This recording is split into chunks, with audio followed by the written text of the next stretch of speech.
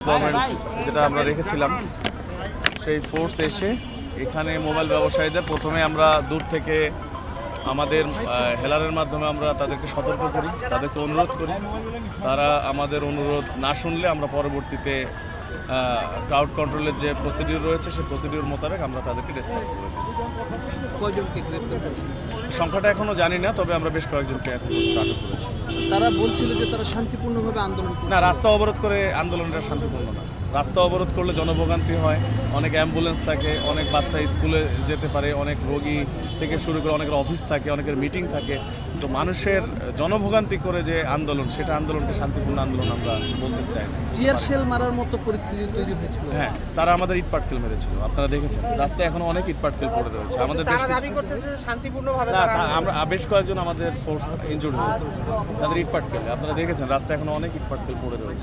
তাদের অভিযোগ আছে কারণ নামে মামলা নাই, তাদেরকে মামলা রয়েছে।